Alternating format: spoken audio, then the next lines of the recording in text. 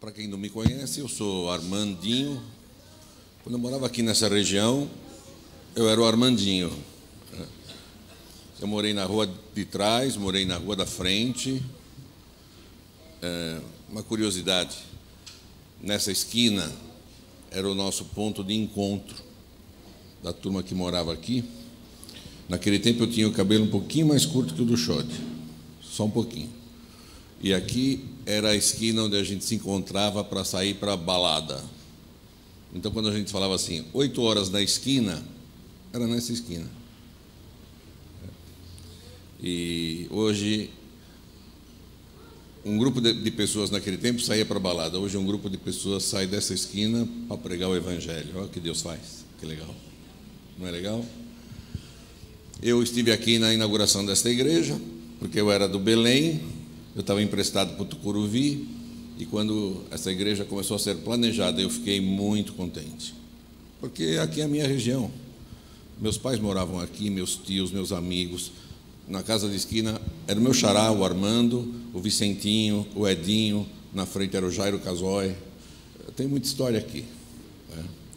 Então, quando essa igreja foi fundada, eu estava aqui presente, fiquei aqui os 40 noites com o pastor Luiz Gonçalves. Mas depois eu tinha um compromisso lá no Tucuruvi, eu fiquei lá. Mas deixei o Gilmar aqui.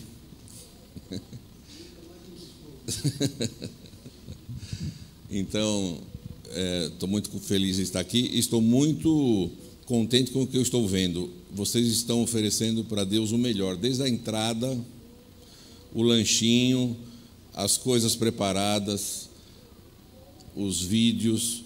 E vou dizer uma coisa para você. A música daqui é muito boa, muito boa. Deus seja louvado pela música, os músicos e os cantores. Ok? O título do sermão, Salvo eu? Você já se fez essa pergunta? Você está salvo? Tem gente que não tem certeza. E tem gente que acha que está salvo por alguns motivos. Eu tenho alguns amigos. E olha, vou dizer uma coisa para vocês. No mundo atual, parece que o pessoal duvida da verdade, porque cada um tem a sua. Então, tudo relativo. Quando você fala para alguém que ele está errado, você fala, eu estou errado na tua opinião, na tua verdade, que não é a minha. Na minha verdade, eu estou certo. E esse relativismo está atrapalhando o planeta, em todas as áreas, tá certo? Vou te contar uma história. Uma história fictícia, tá? É uma história. Uns ladrões entraram numa grande loja de departamentos, dessas que vendem de tudo, e trocaram as etiquetas dos preços.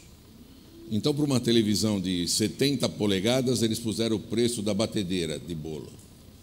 No preço da bicicleta, eles puseram no barco, na lancha. O preço da lancha, eles puseram no pacote de biscoito. E assim foi, durante a madrugada. Eles não levaram nada, eles só trocaram os preços das coisas. De manhã, a loja abriu e teve gente que ficou muito surpresa, né?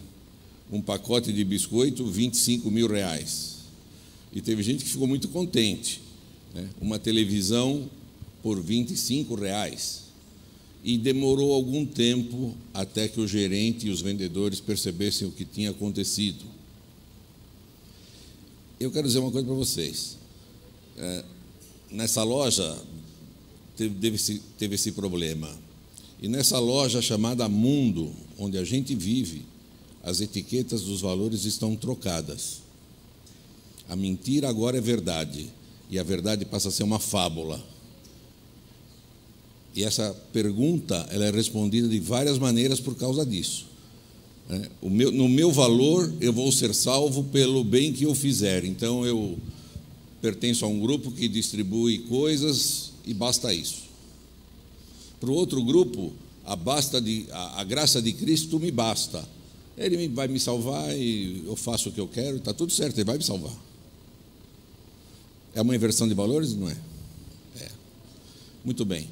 Então, vamos ver o que a Bíblia fala a respeito.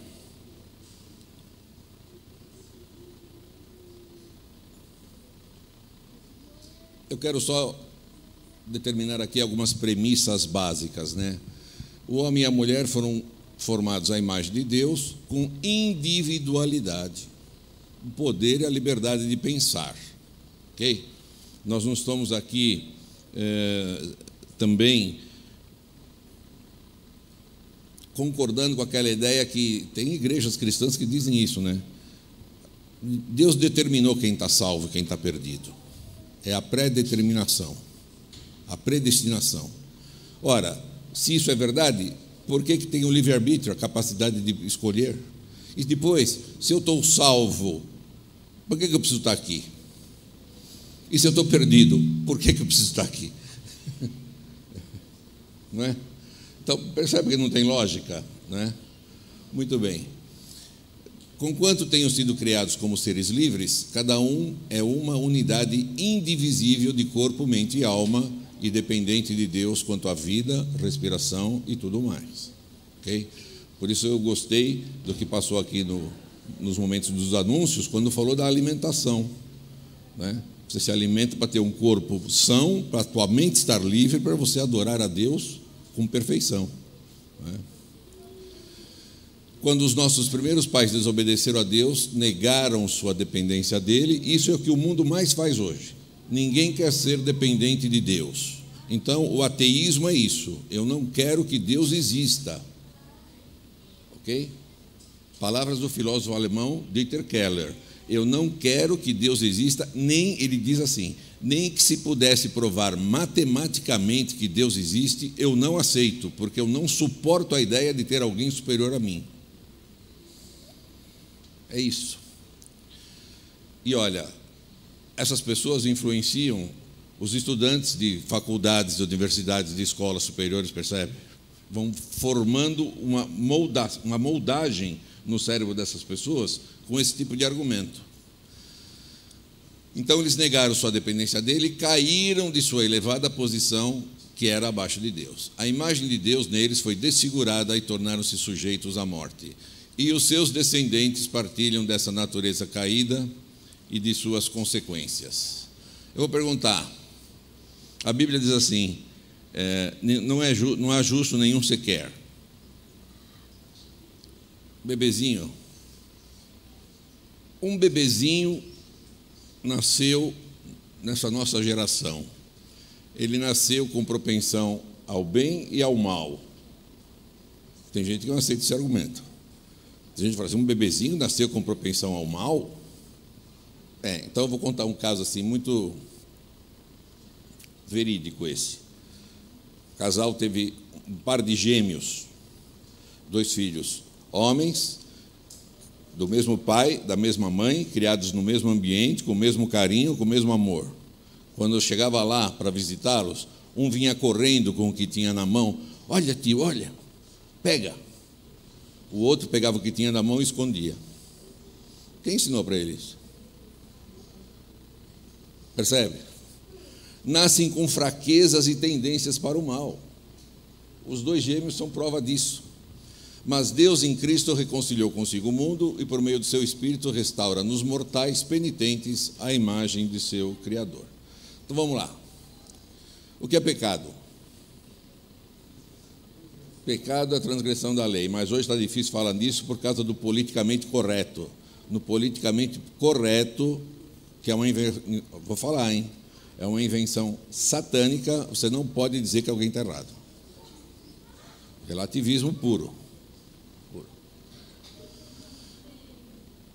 Qualquer que comete o pecado também comete iniquidade ou transgride a lei, porque o pecado é a transgressão da lei. Então vamos lá. Aí eles foram embora, perderam aquela condição de morarem no paraíso, onde tinha uma árvore da vida, onde eles se alimentavam, e na árvore da... Deixa eu fazer uma pergunta antes de concluir esse meu raciocínio. Deus é todo poderoso? Ele pode tudo? Ele sabe tudo? É onisciente? É onipresente? Ok. Olha bem para mim agora. Se você fosse Deus e tivesse todos esses atributos, o que você faria? O que você daria para os seus filhos se você pudesse tudo? Você daria só por quanto tempo? Qual foi o plano de Deus? Exatamente esse. Dá para nós o melhor para sempre. Mas, escolhendo sair fora da dependência de Deus, o homem perdeu essa condição de se valer da árvore da vida e ser feliz para sempre. Tá? Então, ele ficou sujeito à morte. Pelo que, como por um homem entrou o pecado no mundo, pelo pecado a morte, assim também a morte passou a todos os homens, porque todos pecaram. E não tem jeito de dizer que não peca, não é? Muito bem. Isso é difícil de encarar, né? Todo mundo aqui já perdeu alguém muito querido. Mas nós temos Jesus que diz assim: a morte não é o fim. Romanos 3,10 diz que não há justo nenhum sequer. 1 João 1,8 diz que você tem que falar que você é pecador, porque se você não falar, você está mentindo. Não é? Muito bem.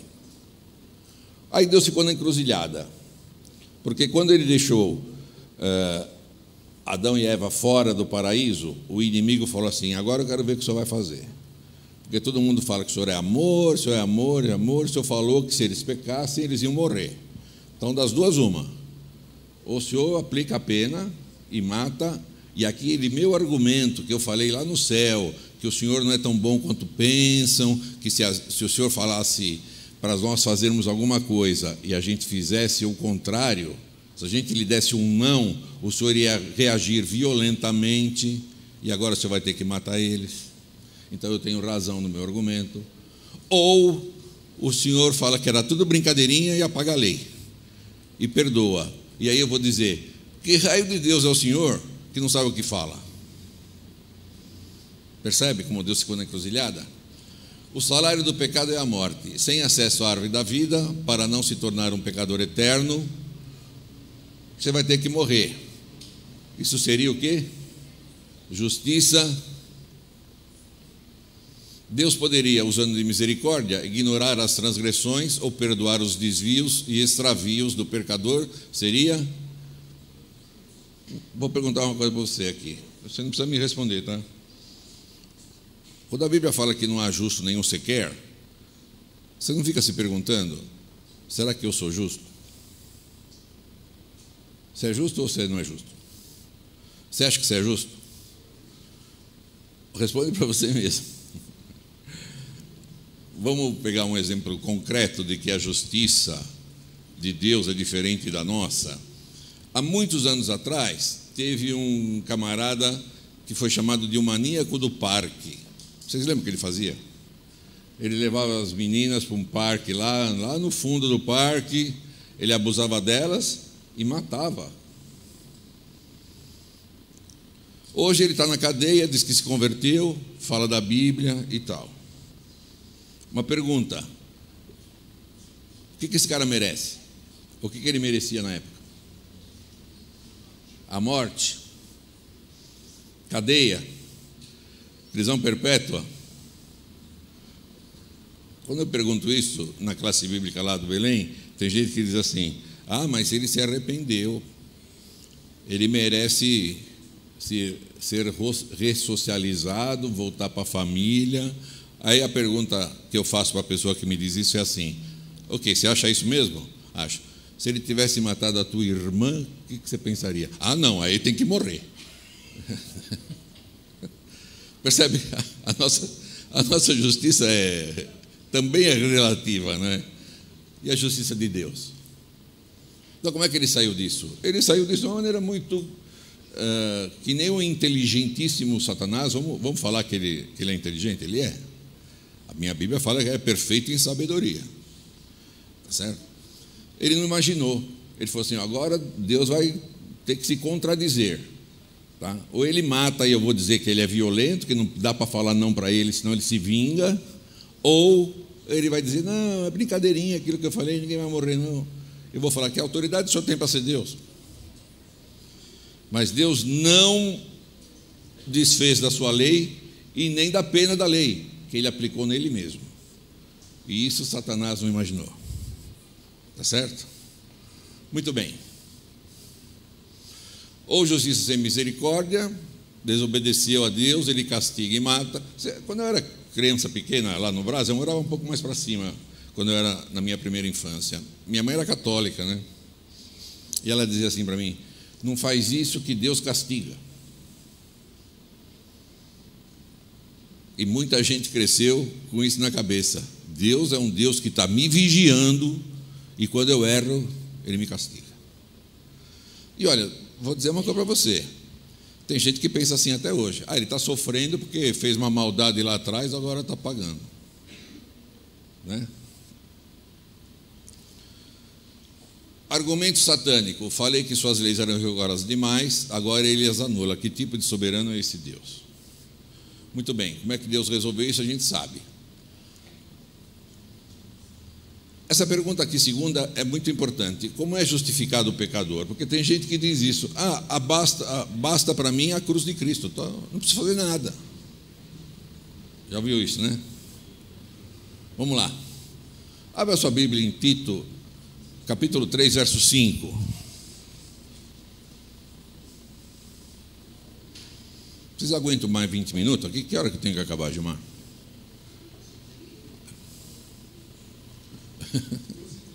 12h30? Ok. Tito 3,5. Quem achou pode falar, por favor. Não por causa de atos de justiça por nós praticados, mas devido à sua misericórdia, Ele nos salvou pelo lavar regenerador e renovador do Espírito Santo. Ok. O verbo que você leu, nos salvou, está no passado. Então Deus já nos salvou. Vou perguntar para você de novo: você se considera salvo? Abra sua Bíblia, por favor, em 1 Coríntios, capítulo 1, versos 17 e 18.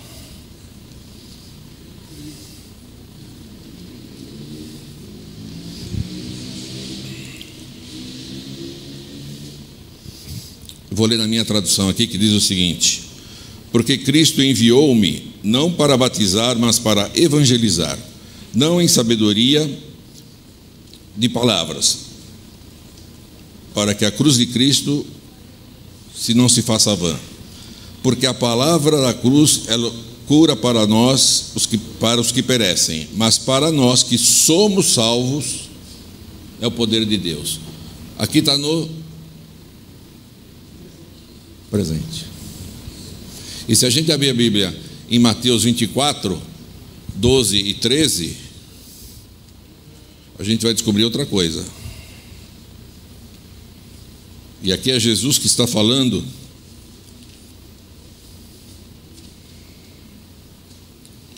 E ele diz assim: e por se multiplicar a iniquidade, o amor de muitos esfriará, mas aquele que perseverar até o fim será salvo.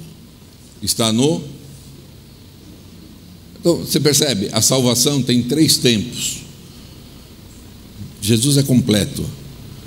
Para que Satanás não possa me acusar, ele me justifica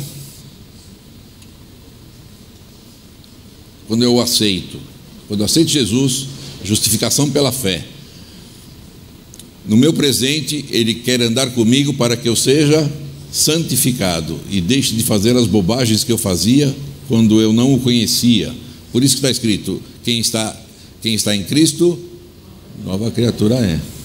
Então a graça não basta, sabe? Eu tenho muitos amigos evangélicos, gente de fé, que tem esse conceito errado. A graça me basta. Eu falo para ele, eu não vou falar o nome dele, eu falo Najib. A graça foi dada para você não pecar mais, não é para você continuar pecando. Se você mentia, quem conhece a Cristo não peca mais. Então a graça é dada para a gente ser outra pessoa, melhor do que a gente era antes de conhecer Jesus. E em Mateus 24 fala do meu futuro, que vai ser a nossa glorificação quando Ele voltar. Percebe? Então vamos lá. A justificação nos livra da culpa do pecado. Tudo que eu fiz de errado, Jesus perdoou no momento que eu o aceitei como meu Salvador. A santificação, através do seu Santo Espírito, que nós cantamos aqui belamente, me livra do poder de pecar. E quando Ele voltar, finalmente Ele vai nos livrar da presença do pecado. Que glorioso que vai ser. Justificação é o que Jesus fez por nós. Eu o aceitei, ele fala: esquece tudo que você fez para trás, eu perdoei tudo, fica comigo que eu quero fazer em você uma nova pessoa. E quando ele voltar, ele vai me dar a glorificação, é o que ele fará para nós. Vou fazer uma pergunta que eu gosto de fazer, e minha mulher briga comigo porque ela fala que eu sou muito irreverente. Jesus é legal ou não é? É muito legal. Então, os 3 tempos da salvação, a gente viu aqui. E como é justificado o pecador? Aí eu tenho amigos que dizem assim: o sangue de Cristo basta. O outro fala: não, eu preciso fazer boas obras. Outro fala: não, só a graça já me justifica. Percebe? Vamos ver o que a Bíblia fala? Vamos andar rápido. Romanos 3,24 diz assim: sendo justificados gratuitamente pela sua graça, mediante a redenção que há em Cristo Jesus. Então eu sou justificado pela graça? Sou. Está escrito na Bíblia. O que é graça? Graça é um favor imerecido, uma dádiva de Deus ao homem. Nós não temos participação nisso. Ele nos oferece a salvação. Ok?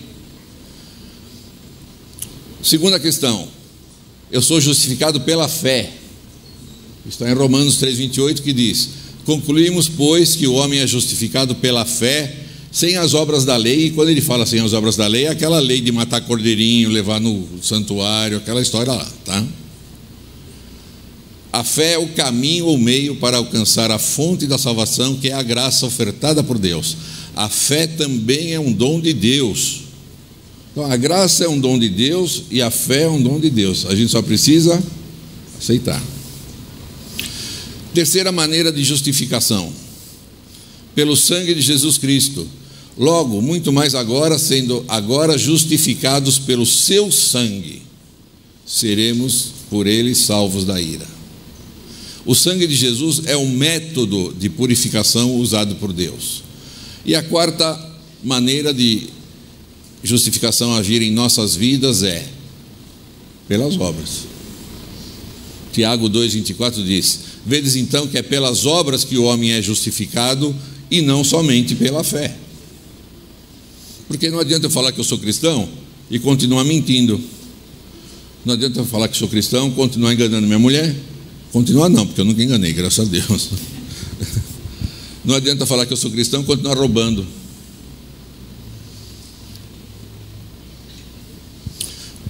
Porque somos feitura sua, criados em Cristo Jesus para boas obras. Então, para que você se tornou cristão?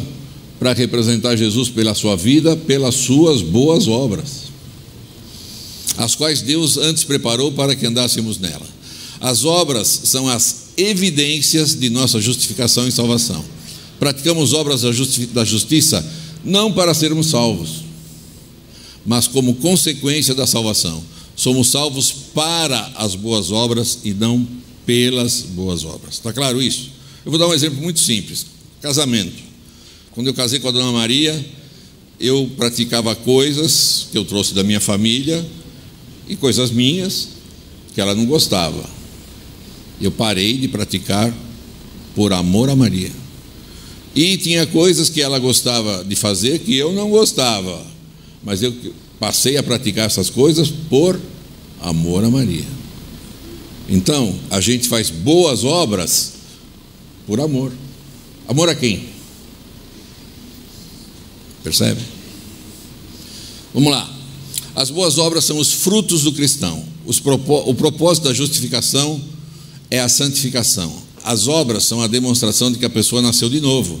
É impossível, portanto, separar fé em Jesus das boas obras, assim como é impossível separar o calor da luz do fogo. Então, como é que eu sou justificado?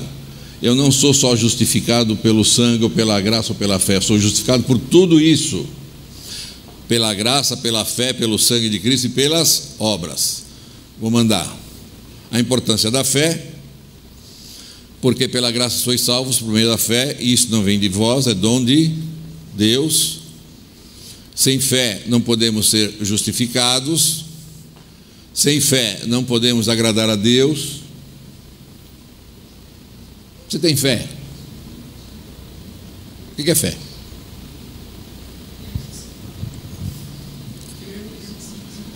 Crermos.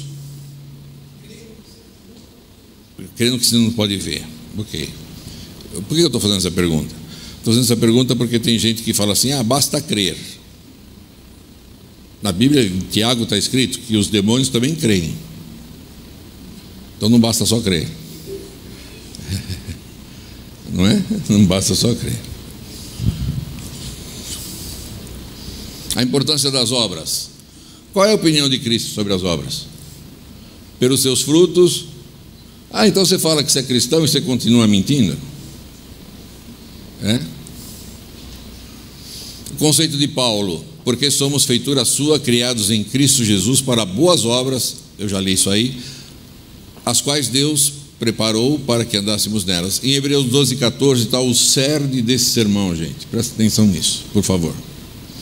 Hebreus 12:14 diz: segui a paz com todos e a santificação, sem a qual ninguém verá o Senhor. Então não basta eu crer, eu tenho que mudar. A teologia de Tiago: mas dirá alguém, tu tens fé e eu tenho obras, mostra-me a tua fé sem as obras e eu mostrarei a minha fé pelas minhas obras. Então nós temos aqui: eu sou justificado pela graça, que é dom de Deus, pela fé, que é dom de Deus, pelo sangue de Cristo, que é dom de Deus, e pelas obras que o Espírito Santo faz com que eu faça, que também é um dom de... Percebe? Deus faz tudo para me salvar.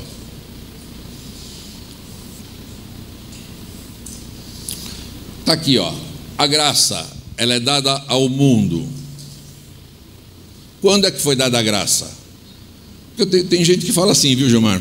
Não, quando Jesus morreu na cruz, ele deu a graça, tá certo? E a partir daí, nós não precisamos mais guardar a lei. Já ouviu isso? Mas a graça foi dada na cruz? Sim ou não? Quando foi dada a graça? Abra sua Bíblia em 1 Pedro, capítulo 1, verso 18. Se ele fala que a graça veio pela morte do Cordeiro de Deus na cruz do Calvário, olha como é que Pedro responde a essa questão. 1 Pedro 1, versos 18 em diante. Eu vou pedir para alguém ler para mim, por favor, aqui no microfone.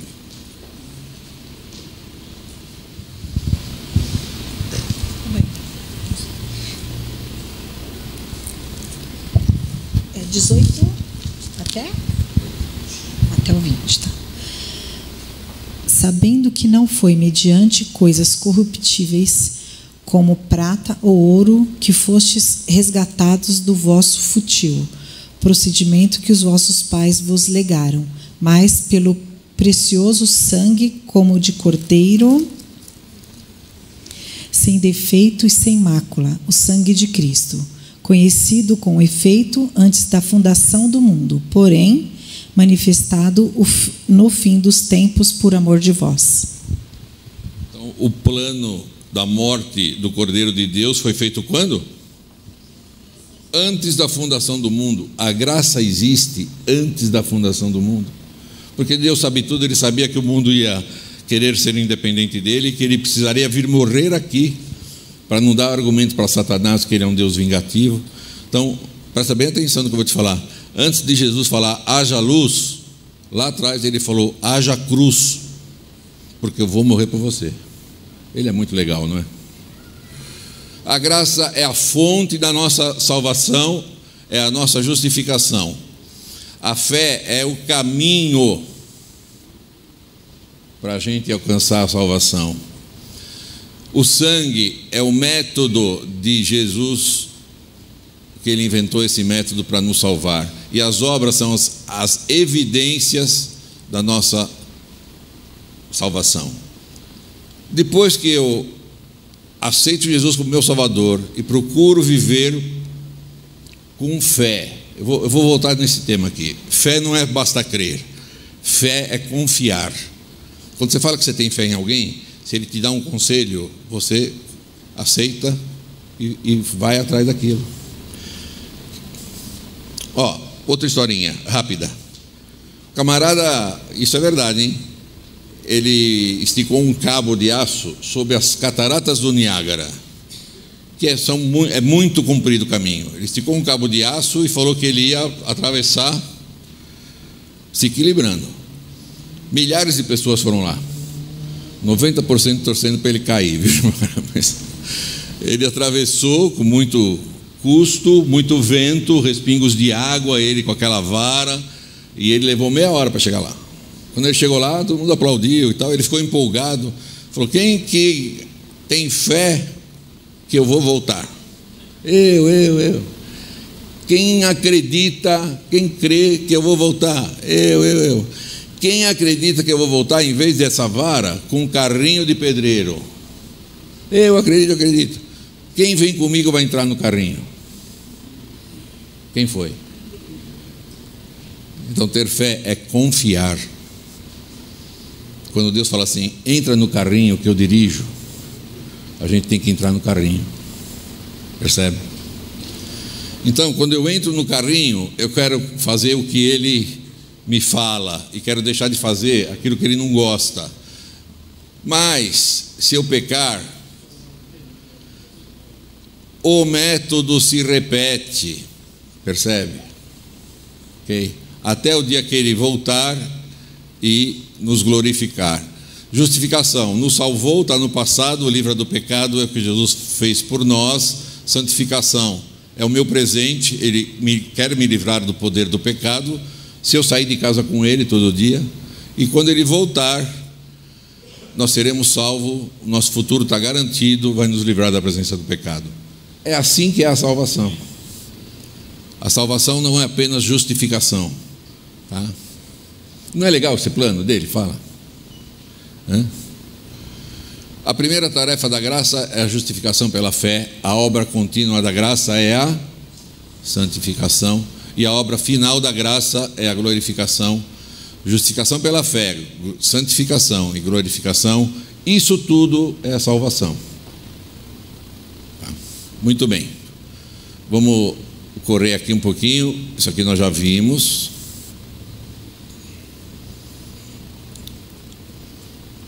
Da velha criatura para a nova. Para eu mudar, eu tenho que me arrepender do que eu fazia de errado, não é? Você quer ver que coisa legal? O que Jesus falou? Eu não vim chamar justos, mas pecadores ao arrependimento. O Salmo 38, verso 18 diz: eu confesso o meu pecado, entristeço-me por causa do meu pecado. Ontem a gente estava numa reunião lá no hospital, um amigo nosso lá estava sendo operado, e os parentes dele falaram isso.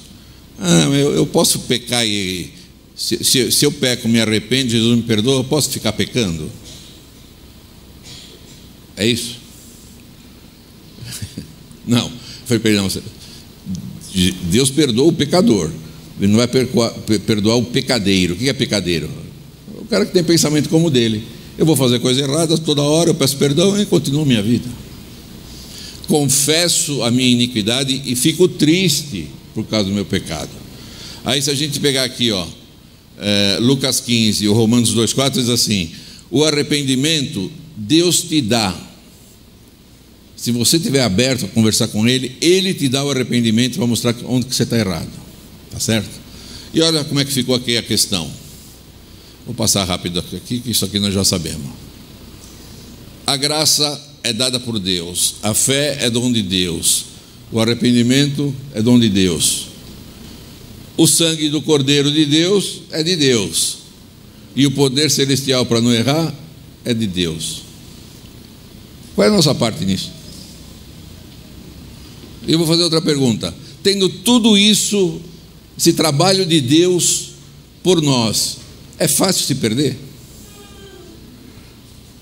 É mais fácil se salvar ou se perder? Percebe? Para a gente se perder, a gente tem que esquecer de tudo isso, gente. Para terminar, justificação, que é onde meus amigos evangélicos param. Não, já estou justificado pela morte de Jesus. Vamos ver se é verdade? Justificação, ela nos justifica e nos dá direito ao céu. A santificação quer nos santificar e nos torna aptos ao céu. A justificação é a graça que salva da desobediência, e a santificação é a graça para obedecer, para não pecar mais. Justificação é obra de um instante. Eu aceitei Jesus, estou justificado, me livra da culpa do pecado. E a santificação é a obra de quê? Da vida inteira, de uma vida toda. Por isso eu tenho que ser hoje melhor do que eu fui ontem. E como é que eu consigo fazer isso? Ficando perto de Jesus. Ficando perto de Jesus. Eu tenho um amigo e eu também tenho feito esse exercício. Eu saio de casa com Jesus. Quando eu penso que Jesus está comigo dentro do carro, quando um cara me fecha, como é que eu reajo? Vai com Deus, meu amigo. Levanta os 5 dedos, vai com Deus, meu amigo. É muito difícil você fazer alguma coisa errada quando você tem Jesus do teu lado. Percebe? Justificação é o ponto de partida, santificação é o caminho a percorrer. Justificação é o ladrão na cruz. O que aquele ladrão fez para ser salvo? Ele falou assim: Senhor, quando o Senhor estiver no seu reino, o Senhor se lembra de mim? Ele fez alguma boa obra, aquele cara? Não fez nenhuma boa obra. E eu fico imaginando assim, Jesus na cruz falou: mas que esse camarada aí é um bocó, né? Ele quer que eu lembre dele. O que eu tenho de bom para lembrar dele? Ele está aqui na cruz porque ele só fez coisa errada. O que eu tenho de bom para lembrar de você? Mas vou te dizer uma coisa: por causa do que você falou hoje, que você crê em mim e que eu vou voltar no meu reino, você vai estar salvo. Legal, né? Se aquele ladrão descesse da cruz, ele seria outra pessoa. Santificação é Enoque andando com Deus. Quanto tempo Enoque andou com Deus? 300 anos. 300 anos. Eu fico imaginando essa cena. Todo dia Enoque andava com Deus. Quando acabava o turno de trabalho, ele chamava Jesus e iam conversando, caminhando. Aí chegava uma certa hora, ele olhava a lua e falava: Senhor, já é tarde, preciso voltar para casa. Volte amanhã. E foi assim muitos dias. E um dia o papo estava tão legal com Jesus que eles foram andando. Quando ele olhou, a lua já estava lá atrás. Ele falou: Senhor, estou tão longe de casa, como é que eu faço agora? E Jesus falou para ele: é verdade, você está longe da tua casa. Você não vai para a tua casa hoje, você vai para a minha. Sabe o que Jesus quer fazer com você? Levar você para a casa dele. Mas para ele levar você para a casa dele, você tem que andar com ele todo dia. Porque ele vai vir buscar os amigos dele, e os amigos se relacionam.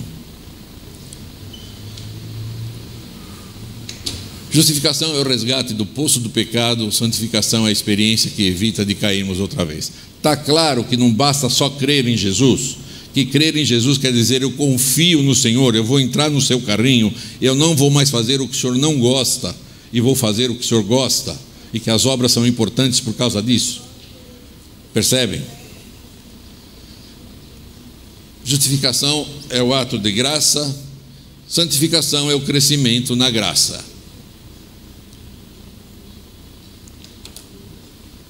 Ai, Senhor, o Senhor é muito bom. O Senhor podia ter apagado tudo, feito tudo de novo, mas o Senhor postou em nós, postou em cada um de nós, para dizer para Satanás: olha, você falou mal de mim para o universo inteiro, diz que eu sou castigo, que eu sou ruim, mas tem gente lá no Brás, lá no Paris, que não acha isso. Eles me seguem. Quando eu falo, eles confiam e fazem o que eu falo, porque eles confiam em mim. Confiar em Deus é legal ou não é? É legal. Vamos fazer um voto aqui. Vamos a cada dia conversar muito com Ele, ficar com Ele o tempo todo. Eu acho o seguinte, sabe, gente, o cara que fez o universo, desculpe o cara, Deus que fez o universo, só falando, com tanto poder, tanto lugar Ele poderia estar. Sabe onde Ele quer estar? Quer estar comigo, quer estar com você. Jesus falou isso: eu vou voltar para te buscar, para que onde eu estou, completa o verso para mim, para onde eu estou, estejais vós também. Sabe qual é o grande sonho de Deus? É você. Ele quer ficar com você por quanto tempo? Pela vida eterna. Que Deus é esse? Que Deus é esse? Que você tenha tanta amizade com Deus, que Ele tenha muita saudade de você e volte logo para te buscar, ok? Feche seus olhos, vamos orar. Pai querido, muito obrigado por esse plano maravilhoso que justifica os nossos erros do passado quando não te conhecíamos e nos ajuda a errarmos cada vez menos. E quando o Senhor voltar, o Senhor vai nos livrar da presença do pecado. Muito obrigado pelo teu sonho, que é estar conosco pela eternidade. Cuida dessas pessoas que aqui vieram, que elas saiam impressionadas pelo teu amor. E eu vou te pedir uma coisa, Pai. Venha logo nos buscar em nome de Jesus. Amém.